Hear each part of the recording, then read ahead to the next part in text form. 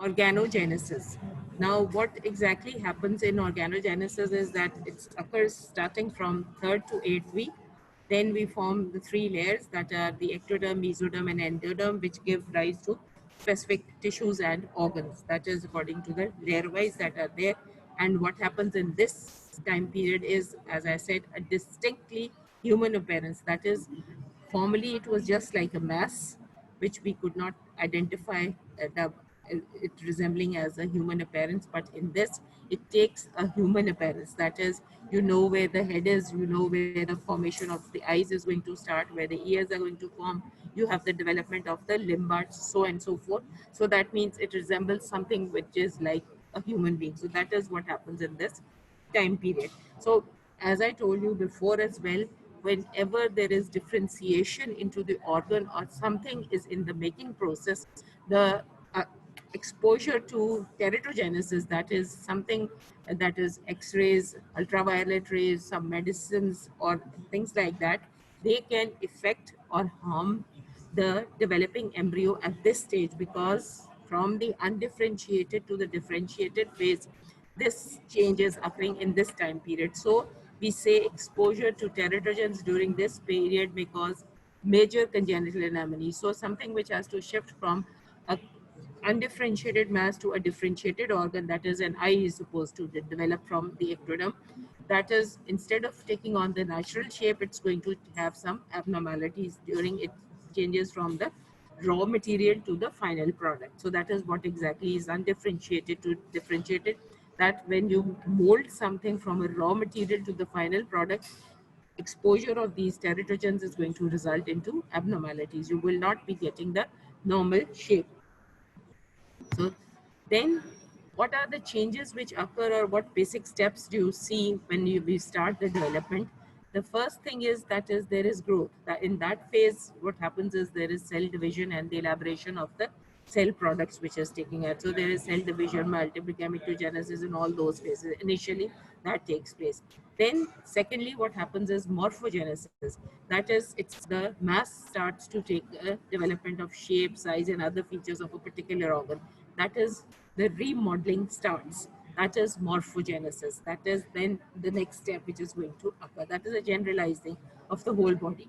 We can say that it is not just a broad mass now. It has started, you have started to carve it, and the carving has taken the mass as a certain definite shape. Then the third phase is your typical differentiation, which is going to occur in this. That differentiation is that something which was just mesoderm, we say now this is not plain mesoderm, it is going to form bone, it is going to go start forming the muscle, it is going to start forming the blood vessels. So all that is differentiation. So this layer, ectoderm starts to form skin, ectoderm starts to form your nervous tissue. So all that takes on a well final product stage. So formation of tissues and organs that are capable of performing specialized functions.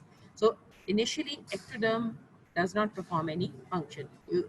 When it becomes a typical nervous system, it becomes skin, it becomes any other organ that is going to perform its function. So we make it sure that organ is going to now be functional because it has changed or reached its final product, and that it can be active now. So that is what is going to happen in differentiation.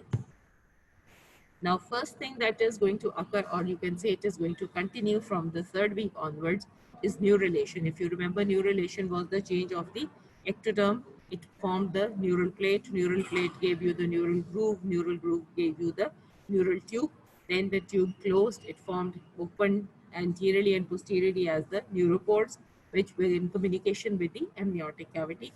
And this then closes approximately anteriorly by the 25th day and posteriorly by the 28th day. Then neurulation is complete.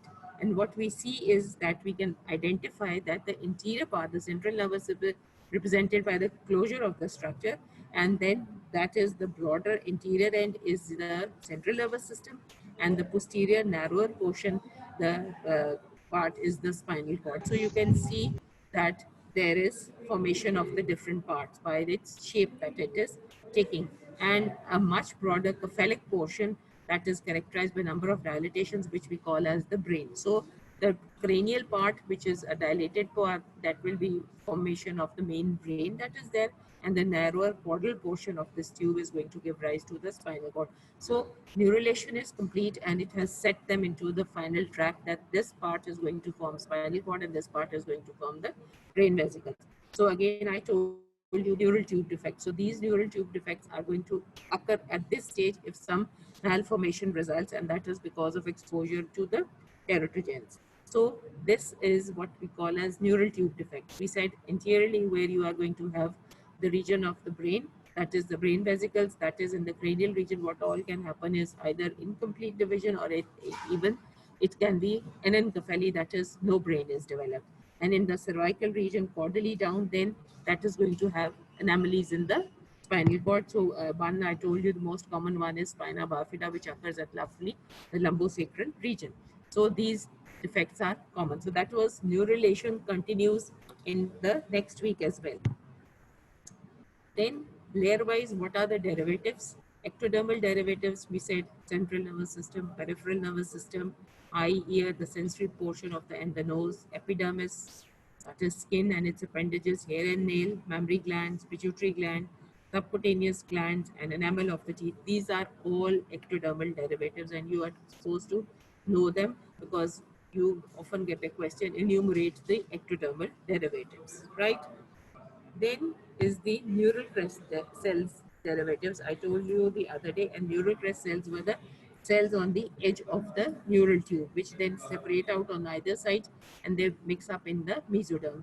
And these are called the neural crest cells. These are going to give rise to part the mesoderm from the all other parts of the body is developing as connective tissue, but in the head and neck, the connective tissue and the bones of the face and the skull, they are derived from the neural crest cells. So that you can say they are ectodermal in origin. I hope it is clear. Rest of the body is mesoderm, all this connective tissue, bones, face, skull, and all the bones of the body. But in case of head and neck, the connective tissue and bones of the face and the skull, they are ectodermal in origin, and they give rise from neural crest cells. Then the cranial nerve ganglia, cells of the thyroid gland, part of the heart, odontoblast, which form the teeth, dermis in the face, and the neck, lymphatic trunk, adrenal medulla, Schwann cells, glial cells, meningocytes, smooth muscles from the head and neck. They also, so all this is a long list, which are all derivatives of the neural crest cells. So you have to remember them.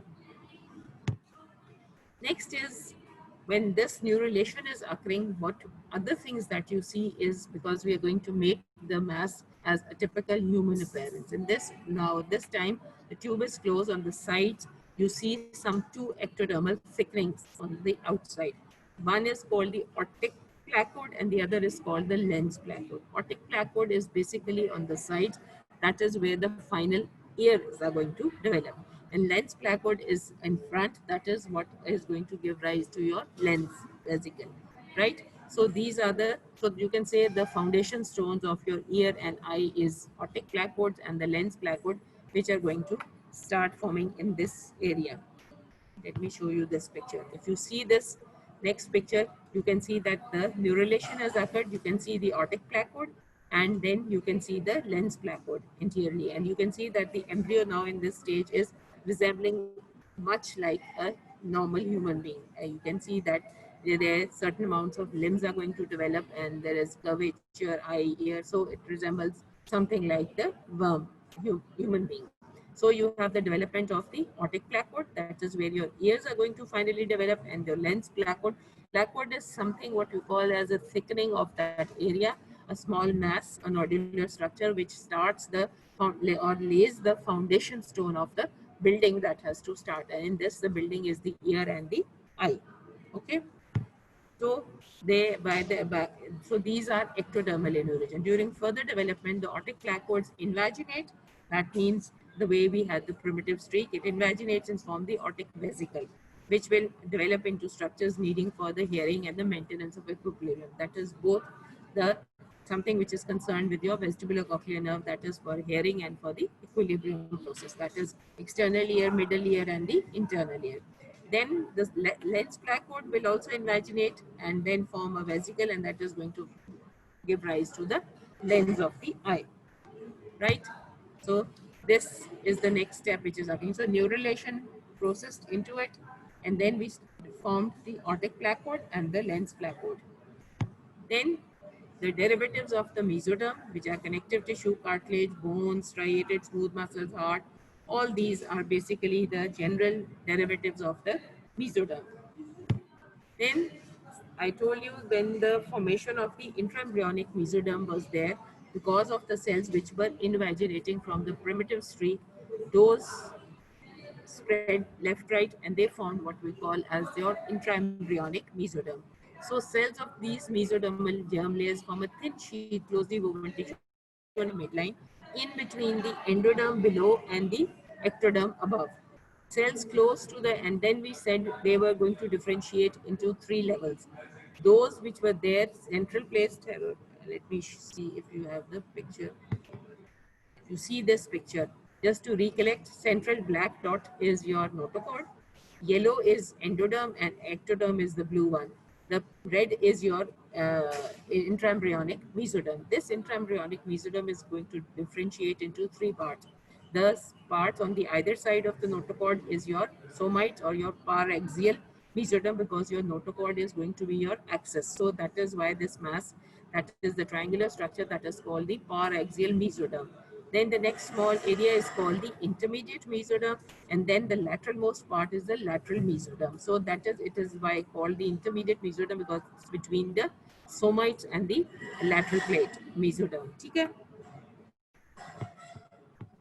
Right? So close to the midline, they are called the paraxial mesoderm. Most laterally, they're going to be the lateral plate, and intermediate is between the two. And in the lateral plate, I told you there is going to be spaces are going to appear, and these spaces, when they coalesce together and they form one big cavity, we form the intraembryonic coelomic cavity. If you remember, I recollect. And this intraembryonic coelomic cavity is going to communicate with the extraembryonic coelom. Those layers of this intraembryonic mesoderm which divided into two, somatic is that part which is going to be concerned covering all round of the body, and splenic is that which is going to be covering the specific organs of the body. Okay? If you see this picture, this divides again is D picture. You can see the somites, then the intermediate one, and then the lateral plate that has divided into two. This is the intraembryonic cavity which is developing. That which is around individually around the organs, that is going to be this splenopleuric mesoderm, and that which is going to cover all round on the outside, that is going to be the somatopleuric mesoderm, and that the cavity inside it is going to form your intraembryonic mesoderm. Now, okay, this I think I have previously told you. Then what is the paraxial mesoderm going to form? These are going to form in blocks. They are going to organize themselves into segments. At the level of the skull, they are called the somatomeres. First appear in the cephalic region and proceed downwards. That is cephalocaudal region, right? So they are called the somatomeres. In the head region, somatomeres in association with the neural plate, they are also called the neuromeres, and they contribute to the mesenchyme in the head. Also contribute there, but also the ectoderm that contributes to the mesoderm. The occipital region, caudally somatomeres organize. These somatomeres then form blocks which are called the somites, and this first pair of somites arises in the occipital region and then downwards, and this craniocaudal sequence, the paraxial mesoderm forms blocks which we call as the somites. So those at the level of the somatomeres, these are at the level of the head, and those below that cephalic region, that is the cranial part, and below that they are the portion which we call as the somites. 3 pairs per day are formed, and the end of the 5th week, we expect 42 to 44 pairs are there. That is the number 4 occipital, 8 cervical, 12 thoracic, 5 lumbar, 5 sacral, and 8 to 10 coccygeal pairs are there. The first occipital and the last 5 to 6 coccygeal somites, they are going to disappear. The remaining form the axial skeleton, because they're just around, they're going to form the vertebral column, the muscles, and all concerning around the notochord. Now, somites we expect at the end of the 5th weeks. This is taken as definite that 42 to 44 pairs of somites are formed. So that is why we consider the age by the number of counting the number of the appearance of the somites. So somites appear with a specific periodicity. The age of an embryo can be accurately determined during this early time period by counting the somites, right? So because it is known that a fixed number of somites are going to appear in such and such time period. So but if the somite number is around 42 to 44, we say it's roughly the fifth week of development that is there. So that is the significance of this and somite appearance, and also that they are going to form ultimately the connective tissue or the vertebral column on the sides of the notochord. You see this? That shows you the intraembryonic mesoderm, which is dividing into its definite parts. That again is the central neural tube, the notochord. That is the somites on the sides and the intermediate mesoderm, and then the lateral plate mesoderm, which has divided into a visceral and the parietal layer. If you can see in this picture, that's an original picture.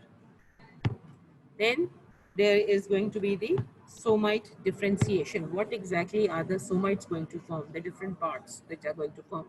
One is going to be the dermatome, then it's going to be the sclerotome, and then it's going to form the muscle. These are the three things which are going to form from them. Now, the ventral, if you see the ventral and the medial walls of the somite, if you see this, the ventral, that is this side is where you have the notochord is your ventral side, and that on the outer side is your dorsal surface, right? That is the ventral surface, that is where the scattered mass is there towards the notochord, that, and the medial side, that is something which is near to your neural tube. We're talking about that. The ventral and medial walls of the somite, they shift their position to surround the neural tube and notochord. These form sclerotome, and which is going to form the vertebra and the ribs. If you see this, the sclerotome, so this whole brown plus white, this mass is your somite. The ventral portion and the medial portion, that is going to spread out and form the sclerotome, which is ultimately going to form the vertebra and the ribs. That is what we are talking about. Then cells at the dorsomedial and ventrolateral are, if you see this, this is the dorsomedial, that is these two brown ends. The dorsomedial is near towards the, that is on the dorsal side, that is on the upper surface of the body. That is the dorso, and this is the medial end, and this is the ventral and the lateral, and these two ends are going to form your muscles. They are going to form your myotomes, right? These are the parts of the somites which are going to divide into different things. The ventral and the medial is going to form sclerotome, spreads around the notochord, that is the neural tube, and is going to form the vertebra and the ribs. Then the ventrolateral and the dorsomedial muscles, they are going to form the muscle mass. Upper region of the somite form the precursors of the muscle cells. You said because it is all mesoderm, and mesoderm is going to form your bones and the muscles. Cells between these two groups form the dermatome. Now you see this picture in this, in between this white mass, the diagram, that is the dermatome. And when you say dermatome, it means the skin which is there. This is going to form the dermatome. Cells from both muscle precursors groups migrate beneath the dermatome to create the dermomyotome. That means giving rise to the dermis plus some muscles which are there. So they're also going to spread out. Dermatome is going to form the skin, and then these dermomyotomes, they are going to form partly the muscles and partly the skin around it from both these groups. So that is what we develop from the somites, that is sclerotome, dermatome, and dermomyotome. We can show you this picture. This was the initial. The first A is the initial picture of the somite. Then this is the distribution, that is ventromedial is going to form the sclerotome, which forms the connective tissue, which spreads around the neural tube and the notochord, and it's going to form your vertebra and the ribs. Then two lateral ends, they're going to form your muscular portion. So that is myotome, and then the dermatome, what is left is going to form the dermis or the dermatome.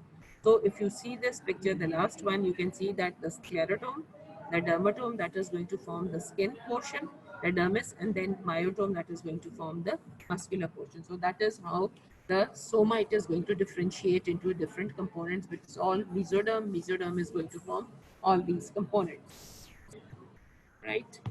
Then cells from the ventrolateral ends migrate into the parietal layer of the lateral plate mesoderm to form. Now, what area muscles these are going to form?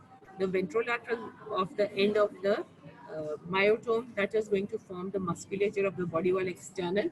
That means you can say anterolateral part of the body wall, muscles of the anterior and the lateral part of the body wall, and most of the limb muscles. So that is what we are talking about, is this lateral end. These ventrolateral muscles, they are going to form the muscles of the anterior wall, the lateral wall of the muscles, and the limbs that are going to be contributed by the ventrolateral muscles. Those which are there, cells in the dermomyotome ultimately form dermis of the skin of the back and muscles for the back. That means because they are going to form your dermomyotomes, then muscles in the back of the body. That is going to be formed by these dermomyotomes. That is also body wall, intercostal muscles, and some limb muscles as well. So your they have basically divided the formation of the muscles into three compartments. One is anterolateral, your limbs, and your dorsal aspect. The anterolateral portion is going to be formed by the lateral end of the somite. That is the ventrolateral part of the myotome that is going to give rise to muscles which are the anterior and the lateral end. That is your intercostal muscles, you can say the abdominal muscles, and also the muscles of the limbs. Then on the posterior aspect, that is the dermatome, that is the dorsal aspect. So that is going to form the muscles of the back and partly some muscles of the limbs. So that is how the nature has divided what part of the the myotome is going to form what group of muscles. So that is the broad division. Then now one principle is there that whatever nerve supply is supplying a certain area of the developing fetus, that is going to retain itself. That means if it forms, supposing from a position A, there it was, that mass was being supplied by nerve number one. This mass, when it is going to migrate till your tip of your fingers in the hand, this is going to take that nerve supply from this very site to its final destination and the dermatomes. So that is a basic principle. The blood supply of its origin and the nerve supply of its origin is going to be the same from its starting point, and it's going to go till the end where it's going to form its differentiated features. So it doesn't matter whether it's miles apart or it's just in the next door neighborhood. It's going to take along its blood supply, so that with the help of this feature, you know that this, because this part of the somite has this nerve supply, so its derivative, it was giving rise to this part or the tip of your fingers. So that is how you know from where this certain part has originated, because your blood supply and the nerve supply is going to be the same as the origin. So you put two and two together and you know that the origin is from this part. So myotome and dermatome retains its innervation from its segment of origin no matter where the cells migrate. That is what I told you, right? So if they start from the ventrolateral end, they go to the anterior and the lateral, maybe to the limbs, to the tip of the limbs. There again, the nerve supply is going to go along with the muscles, because those muscles which are coming from this ventrolateral aspect all are going to be supplied by the same nerve fibers. That is what exactly it means. Each somite forms its own sclerotome, the tendon, cartilage, bone, all that is formed by the sclerotome, somite, its own, that is a complete structure. Its own myotome, providing the segmental muscle component, and its own dermatome. That means each segment has its own part which is going to form your bones, its own part which is going to have its cartilage.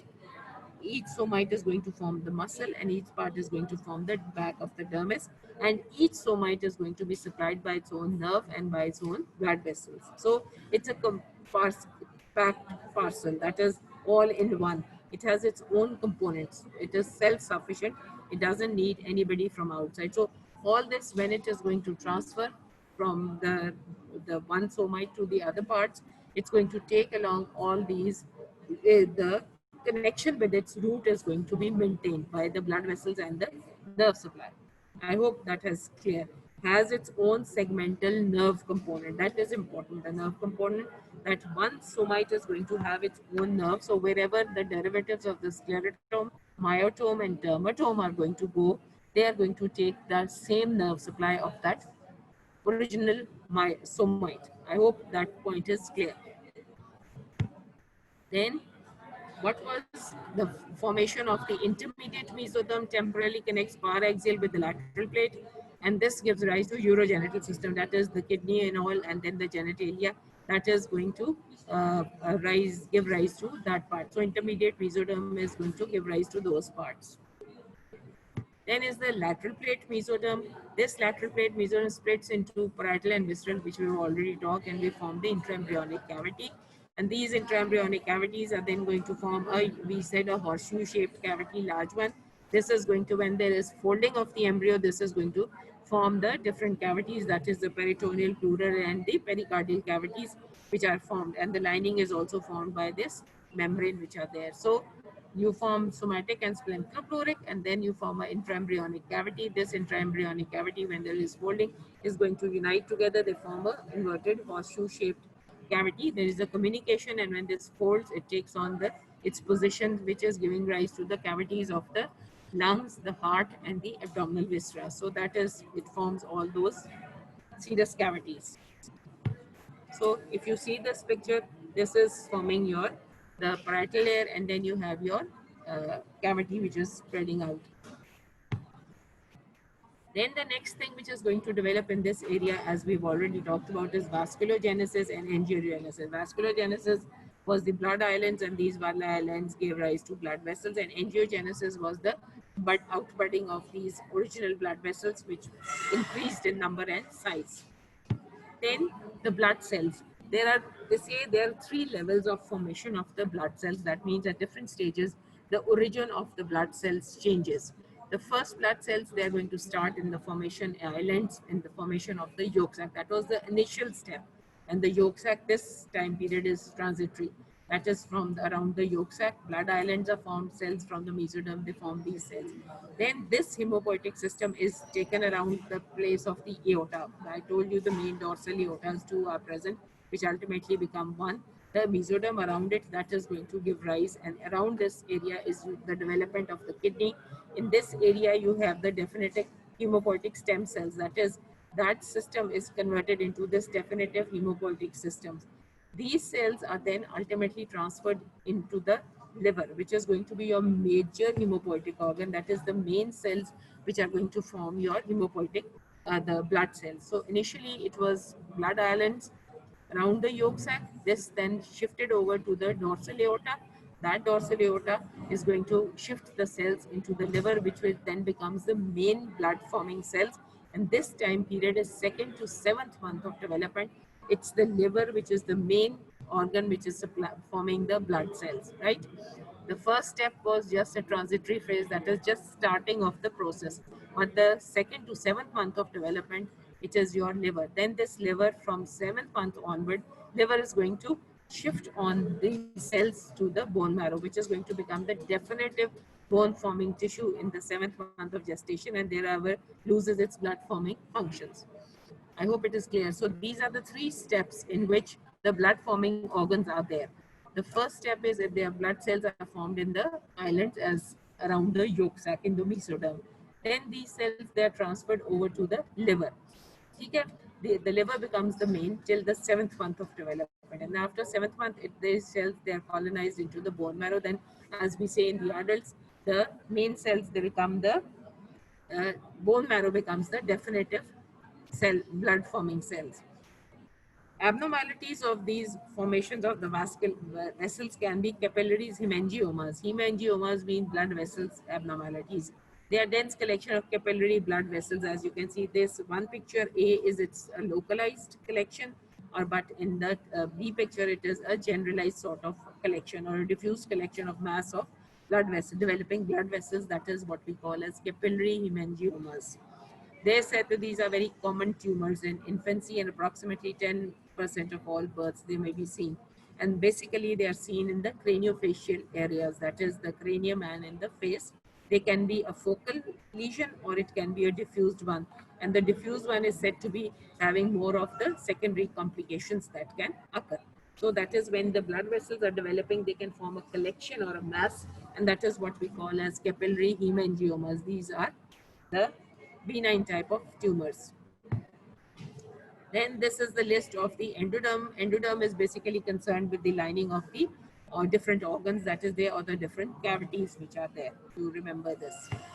Then is the important thing which is going to occur in this time period is the folding of the embryo. That is there are going to be two directions in which the folding of the embryo is going to occur. One is a cephalocaudal, that is in the median plane, and the other is from side to side. So you can say the in the longitudinal direction and in a transverse direction. That is a raw way of saying it. Okay, this is a very significant effect, change which is going to occur in this time period, that is third week to eighth week. Significant event in the development of the body form is folding of the flat trilaminar embryonic disc into somewhat cylindrical embryo, because when anteroposteriorly the baby curls, and on from side to side it curls, so instead of having a flattened structure, it's going to become a solid cylindrical embryo. It becomes a cylinder because it all closes on both sides. Folding occurs both in the median and the horizontal planes due to the rapid growth of the embryo.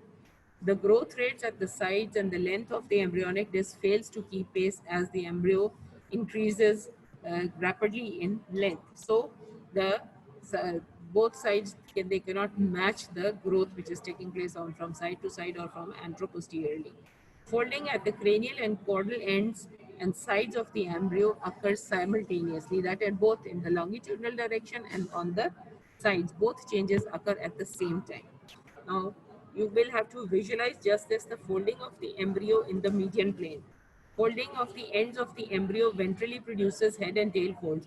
First, if you see something which is flat, it's going to curl downwards, the anterior end and the posterior end. So that is, it produces the anterior curvature is going to call the head fold, and the posterior one is going to be called the tail fold, right? See this picture. If you see this, this is first A is flat, B starts to curve inwards and throw posteriorly, and you can see that it becomes a C-shaped structure when it forms the final presentation. That is a cephalocaudal. From the interior end to the posterior end, it is folding. Right now, growth of the brain vesicles, the enlargement of the brain, the embryonic disc bulges into the abdominal cavity. Brain curves forward, and that is why naturally the rest of the body upside you have the amniotic cavity. This is going to protrude into the amniotic cavity when it is folding the cephalocaudal, because when you form a hump, that hump has to protrude into something, and that is on top of it is, you can see you have the amniotic cavity. So when something is going to fold, the hump is going to protrude into the amniotic cavity, which is lying just above it, right? Pronounced in the regions of the head and the tail. That is why important we call it the head fold and the tail fold. Larger portion of the endodermal germ layer is incorporated into the body of the embryo to form the gut tube. Now, if this yellow portion is the endoderm, as you can see, when the folding is going on, this yellow cavity is being taken up, or it is sucked in by this folding. That is the all the endodermal portion that is going to be taken up inside. This below is your yolk sac, and then it is connected with the endoderm. That portion that is taken up into,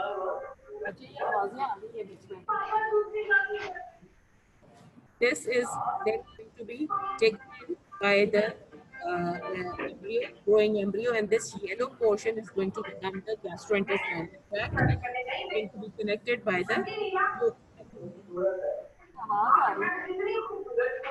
Right?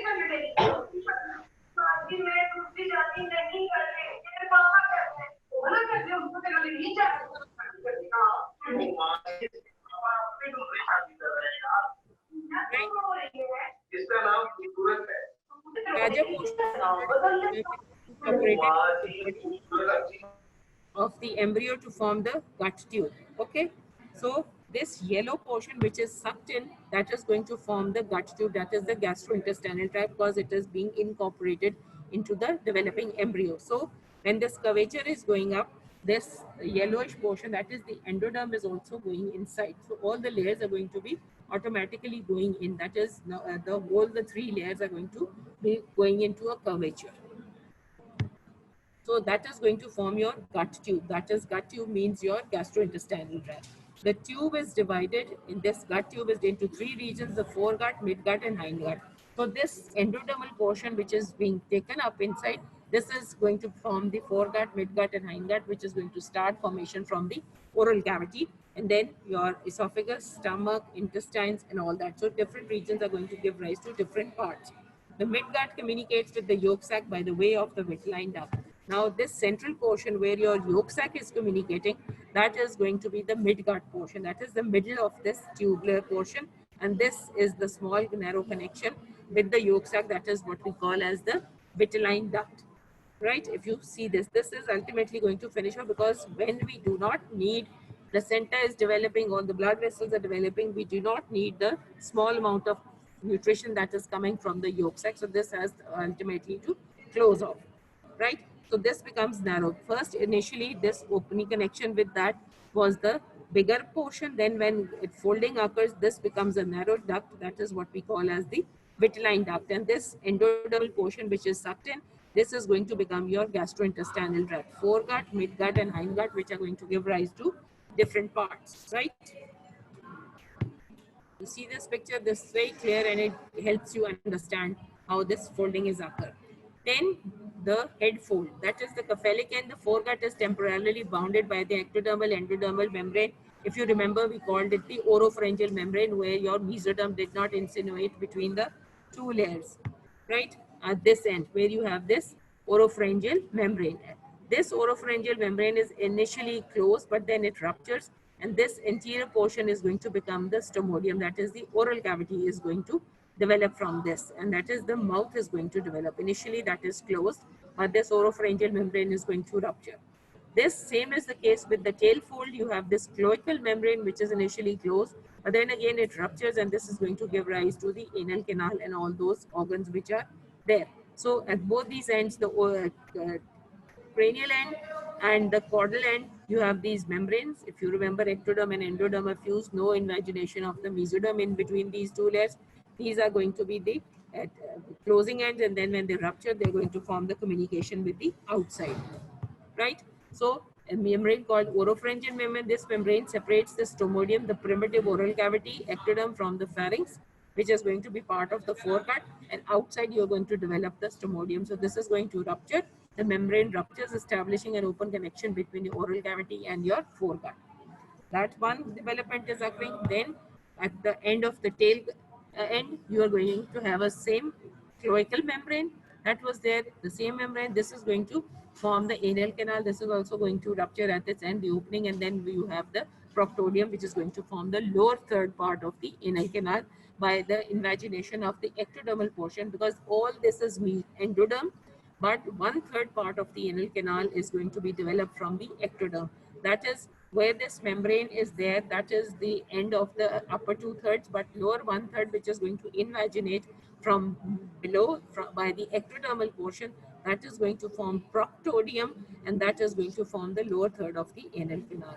That was stomodium. This is proctodium. This forms the anal canal where you have the cloacal membrane. So don't confuse the two, stomodium and proctodium. That is at the tail fold. That becomes the communication where you have the cloacal membrane, and that was where you had the oropharyngeal membrane. If you remember, we said when the mesoderm was forming intraembryonic mesoderm, these were the two sides where ectoderm and endoderm were not separated out. They just remained as a bilaminar structure. Okay. Then the lateral folds. Now that was the cephalocaudal folding. If you see this picture from front and below, now it's going to go from side to side. That is the lateral folding is going to occur. And when this lateral folding is going to occur from front and behind, everything which was open is going to close down and form the closed cylinder. So if you see this cavity, amniotic cavity is also going down, and all these intraembryonic coelom, that is going to close up, and ultimately all your body from the ventral surface is closed. That means it forms a closed structure which was initially open. It's going to, by the curving up anteroposteriorly and from side to side, it's going to form a closed body wall.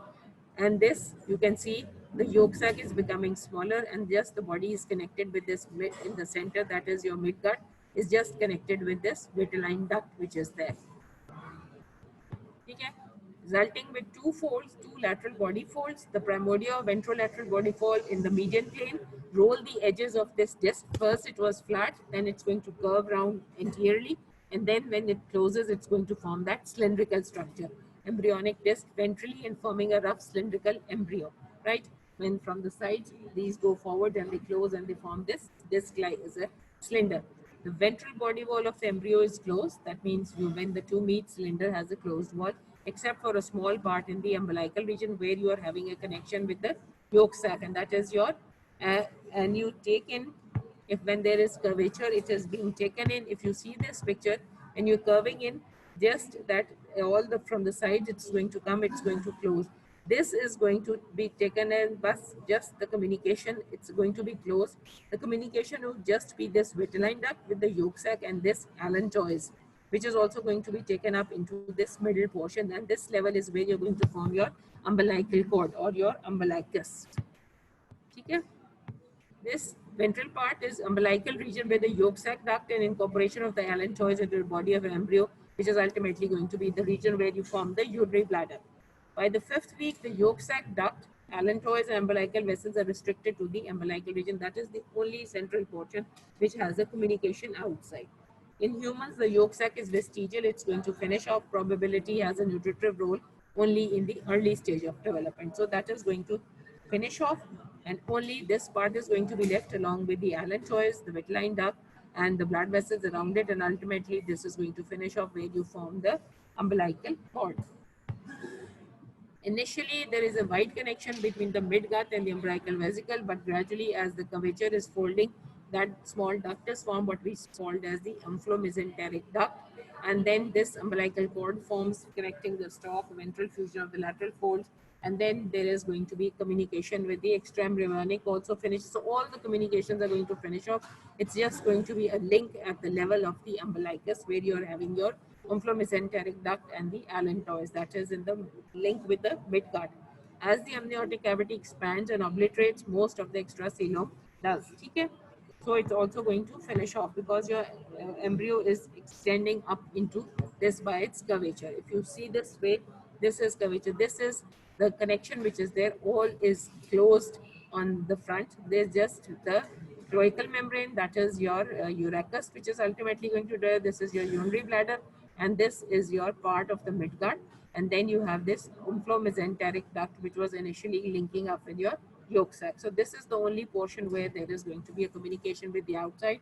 The rest is going to finish off, and this yellow portion is what you at the endoderm, and this is going to form your foregut, midgut, and the hindgut. So this is by the curvature anteriorly, it is all curved, head, tail, end tail, and then is the anteriorly from the lateral folds, they close the ventral portion, just this part small, which is going to be the umbilicus, that is going to be open.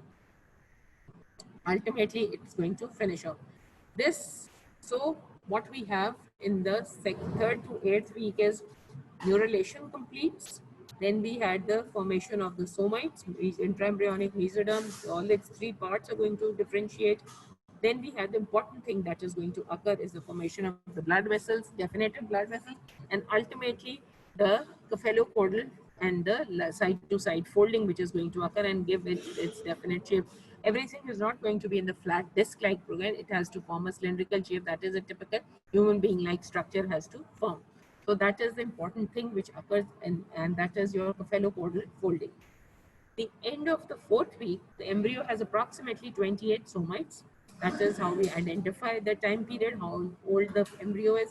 The main external features are the somites and the pharyngeal arches. These pharyngeal arches, if you see this clear better, these are your pharyngeal arches, because this was the portion where you are going to have the otic placoid. Here you had the lens placoid, the otic placoid, and this is the part where you are going to have the development of the pharynx, and this is the where you have the interior end is where you have the development of the oral cavity. So this small portion where you see all these bulgings, these are the part where you're going to develop into the pharynx.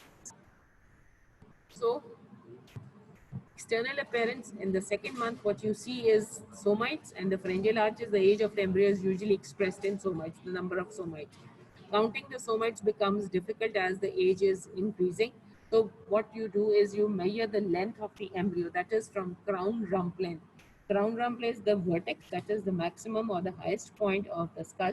From that level to the area behind, which is going around the curvature, that is your between the two buttocks, the tip that is there.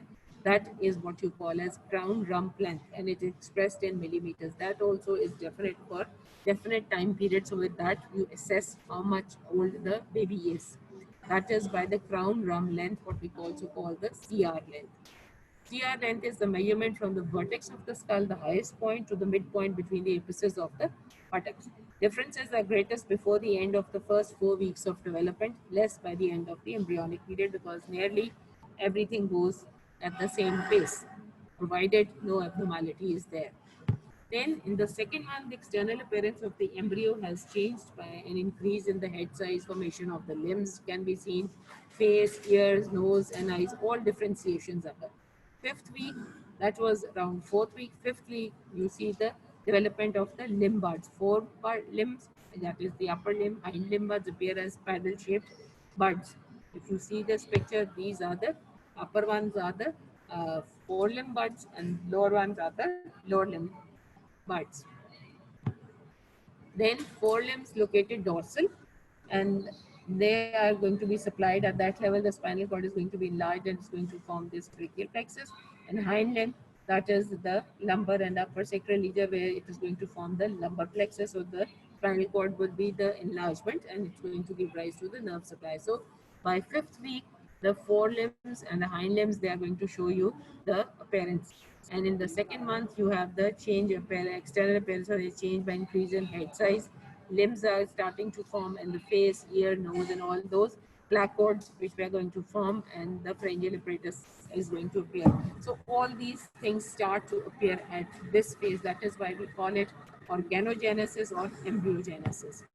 You see this? This is the picture that is going to occur. The somites are there. You can count it.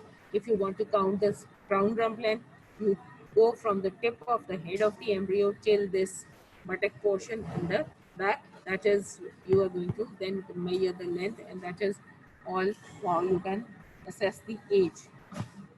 Then what can be the birth defects? These birth defects, because we said this is the time period which is most critical.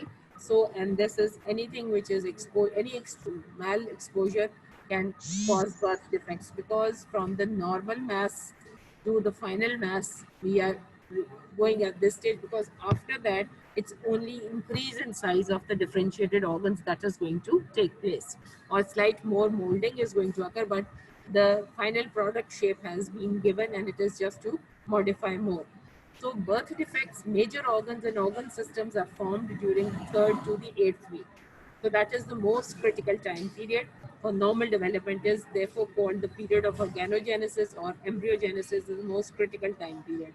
Stem cell populations are establishing each of the organ primordia, that is the foundation stone of each system is being laid down, sensitive to insult from genetic and environmental influences. Third to eighth week is the time when most gross structural birth defects are induced. So any problem at this time, whether it is genetic or environmental, it is at that time the anomalies start to form.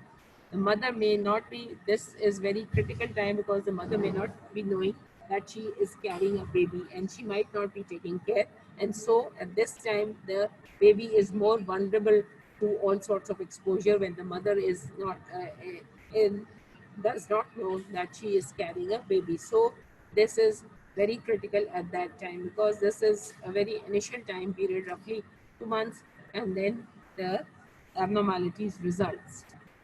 That was the time period third to the eighth week. So the important thing is the folding which is going to occur at this time period, and of course the organogenesis of each organs which is going to be there. They are the somites with which you can count the height, the size, or the crown rump length can be measured. So, and this is the critical time when all the organs are being formed. So birth defects, the chances of birth defects are high, because of the exposure from the undifferentiated to the differentiated thing. So at this stage, it's going to take, the embryo is going to take a human shape, partly a human shape, and all the organs are going to appear, so that you know that this is not just a mass, it is a developing embryo. Okay, so thank you. I hope you're giving it a reading along with it, so that you can follow and you can understand it. Okay, thank you.